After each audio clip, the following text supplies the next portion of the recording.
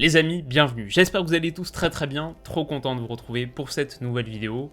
Alors la dernière, c'était dans un cadre un peu moins familier qu'ici, mais on est bien rentré de vacances après une semaine qui s'est super bien passée. Je suis quand même content de retrouver mon terrain de prédilection, ce bureau que j'adore, le monde du foot que j'adore, ma connexion internet que j'adore. Donc voilà, content de vous retrouver après un petit laïus, une petite pause, et content de vous retrouver pour parler de Lionel Messi. C'était bien sûr l'événement hier soir, l'événement du week-end en France, sur la planète footballistique en tout cas, les premiers pas de Lionel Messi au Paris Saint-Germain contre Reims, à Reims.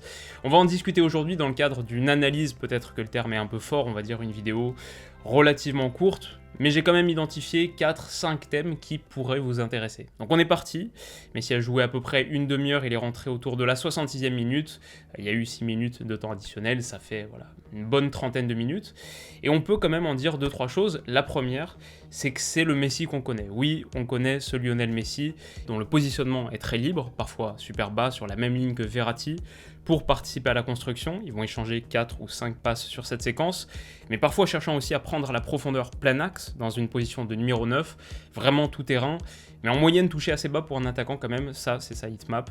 Ce qui illustre à quel point Messi était dans un positionnement, un rôle très libre, ça on connaît, on est habitué à le voir dans ce rôle au Barça. Ensuite je dirais quelque chose d'autre qu'on connaît de sa personnalité footballistique, c'est la recherche systématique de différence, alors du jeu court, simple, sur ses toutes premières minutes pour prendre confiance, mais très vite, à peine 5 minutes passées sur le terrain, il tente une prise de balle agressive, veut aller percer cette poche centrale entre 3 Rémois et provoque une faute. Pareil ici à la 90e avec quelques feintes de corps dos au jeu, il réussit à s'offrir assez d'espace pour se retourner et donc attaquer l'axe en prenant appui sur Herrera, provoque une grosse faute de Mounetzi.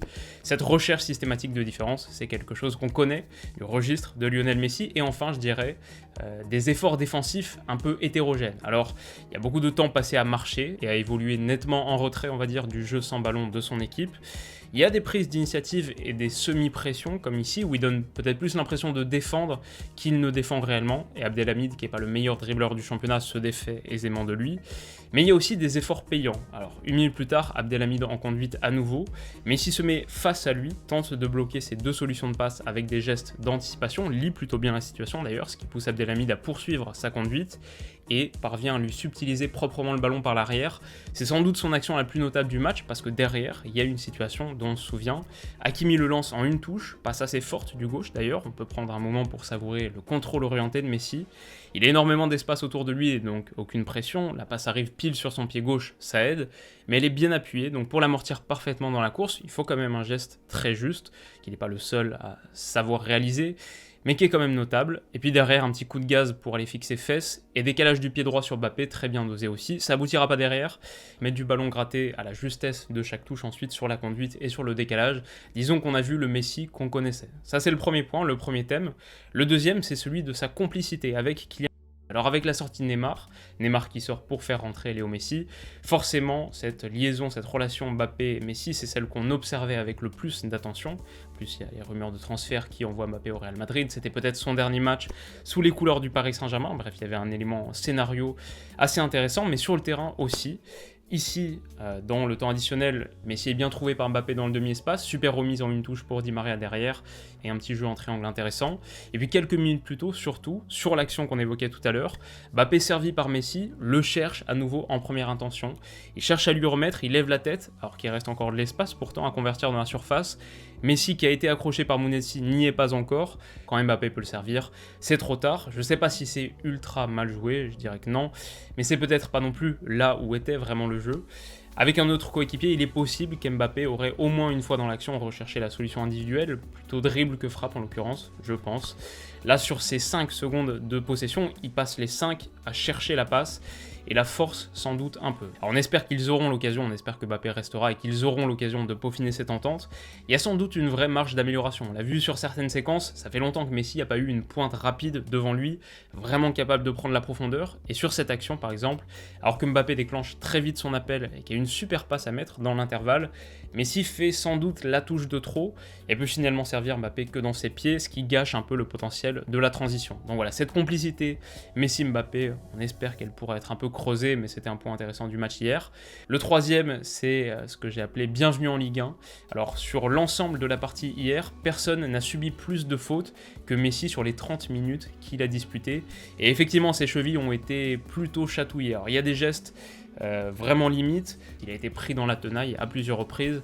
C'est pas mal intentionné, pas du tout, mais entre le potentiel athlétique du championnat qu'on connaît, le manque de maîtrise qu'on y trouve parfois dans certains gestes défensifs, et le delta de qualité qu'il existe tout simplement entre Messi et les autres, sa qualité technique, sa créativité, ses dribbles, il risque d'y avoir quelques accrochages. Donc ça, c'était pour moi le troisième point intéressant à surveiller. Ensuite, quatrième thème, que j'appelais encore en retrait. Alors c'est ce que Pochettino a commencé à soulever dans son analyse d'après-rencontre. Il dit que Messi n'est pas à 100%, qu'il le sera peut-être après la trêve internationale. Et c'est vrai que physiquement, on l'a senti un petit peu émoussé, surtout sur la fin de son apparition. Des accélérations un poil poussives, alors pas dans l'absolu bien sûr, mais relativement à son propre niveau de performance, au niveau de performance qu'on lui connaît. Comme ici dans le temps additionnel où il tente de faire une différence, mais sa prise de balle est un peu sous-optimale, et puis son accélération un peu trop longue, on l'a senti émoussé par moments, ce qui est tout à fait normal.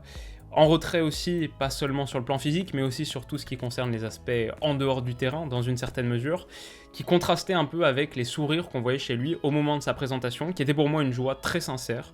Je pense qu'il y avait le plaisir de rompre un peu avec cette période difficile, d'officialiser le départ, même si c'est un départ qu'il ne souhaitait pas initialement. Quelque part, c'était la fin de cet imbroglio, un nouveau chapitre qui s'ouvre, et puis un moment sympa d'accueil du nouveau club, les sourires échangés avec Leonardo, avec Nasser, etc. Donc là, pour moi, il y avait à ce moment-là une vraie joie sincère, une joie d'être là. Mais hier, il a semblé quand même un peu plus affecté par les événements. Pas tant de sourire au moment du coup de sifflet final par exemple. De tous les joueurs du Paris Saint-Germain, il est celui qui est le plus en retrait au moment de la communion avec les supporters, au coup de sifflet final. On sait qu'il aime pas être au cœur des choses, on sait qu'il est un diesel social, voilà, plus introverti qu'extraverti, si on devait définir assez grossièrement son type de personnalité. Il aime prendre ses marques, observer avant de se jeter peut-être. Il sait aussi que ses moindres faits et gestes sont épiés, exactement comme ce qu'on est en train de faire là. Ça aide pas à être libéré bien sûr, mais je pense que plus globalement encore, il y avait un petit moment de réalisation. C'était vraiment le départ officiel de cette nouvelle aventure. On imagine qu'il y avait pas mal de choses qui se bousculaient dans sa tête, et que ce soit d'un point de vue physique, un match de reprise avec tout ce que ça suppose d'un point de vue physique, mais aussi d'un point de vue psychologique. Je pense que c'était un moment particulièrement complexe pour Léo Messi. C'était pas vraiment une libération comme l'était le moment de la signature, mais là on est vraiment sur la première étape, la première marche de cette nouvelle histoire, et une vraie sortie hors de sa zone de confort. Ça présage rien de la suite, bien sûr. Il va sans doute marcher sur la Ligue 1, et même à 50% de capacité physique, psychologique. Il a eu des moments de grande classe, mais c'est quelque chose qui m'a quand même marqué hier soir. Et puis enfin, le dernier point, puisqu'on parle quand même de Léo Messi et de ses premiers pas dans un nouveau club, c'est que tout ça a dépassé assez substantiellement le cadre du terrain pour s'inscrire dans un contexte un peu planétaire, au-delà du terrain, la Terre. Un match retransmis apparemment sur 200 chaînes dans 200 pays au moins. Amazon Prime de mon côté, c'est le réseau avec lequel je suivais le match, Amazon Prime, qui a bugué 5 minutes après son entrée en jeu. On a senti des serveurs assez saturés, j'ai parlé à d'autres personnes qui rencontraient les mêmes soucis sur leur plateforme, IPTV et autres. Neymar qui sort pour faire rentrer Messi, un vrai événement planétaire et une vraie consécration, une vraie réalisation du rêve qu'a formulé initialement le PSG, quand le PSG parlait de rêver plus grand, dream bigger. Est-ce qu'il pouvait rêver plus grand que l'entrée de Léo Messi? Et la sortie de Neymar aussi à ce moment, Neymar qui sort pour faire entrer Messi, c'était une des images fortes de la soirée. Dommage, j'ai pas vu de très belles photos qui captureraient parfaitement l'événement, mais c'était quand même un moment super fort. Et puis enfin, on va dire que c'est quelque chose qui a dépassé le cadre de l'extra sportif. Même les joueurs directement concernés, les adversaires du PSG se sont précipités sur Léo Messi au moment du coup de sifflet final pour lui demander maillot, pour lui toucher un petit mot. On a vu Predrag Rajkovic, le gardien de Reims, ça c'est une des images qui a fait un peu le tour des réseaux, donner son fils à Léo Messi pour prendre une photo ensemble. Voilà, c'est sympa, mais c'est fort, ça traduit un petit peu la portée de l'événement qu'on a vécu hier soir. Des moments que je caractériserais somme toute d'un peu lunaire, mais finalement quoi de plus normal pour un extraterrestre. Donc voilà en gros ce qu'il y avait à dire de mon point de vue sur les tout premiers pas de Léo Messi, pas grand chose en somme. Ce qui est le plus intéressant, c'est ce qui nous attend. Mais je pense quand même que ce moment, il va rester super important, pour Léo Messi surtout, si mon ressenti est bon. Je dirais qu'il y avait pas mal de choses qui se bousculaient dans sa tête hier soir. Bon, on a été les témoins privilégiés d'un moment assez fort. J'espère que ça vous aura plu. Dites-moi ce que vous avez vu sur ce match hier, des éléments qui vous ont marqué, même au-delà de la performance de Léo Messi, côté rémois, côté parisien. Comment est-ce que vous voyez la suite? Partagez-moi toutes vos impressions dans les commentaires, enrichissons le débat ensemble. Et voilà, j'espère que cette vidéo de retour, assez simple et rapide, vous aura plu. Si c'est le cas, vous pouvez mettre un petit pouce bleu. Si vous voulez pas rater les prochaines, et il y en aura beaucoup sur les semaines qui suivent, parce que au-delà de l'actualité, des vidéos historiques que je vais reprendre aussi, des sujets un peu plus originaux qui rappelleront vraiment les racines de la chaîne. Tout ça, ça arrive, mais il y a aussi des événements d'actu que j'ai un peu ratés sur ma semaine de vacances. Cristiano Ronaldo à Manchester United, peut-être Mbappé au Real Madrid.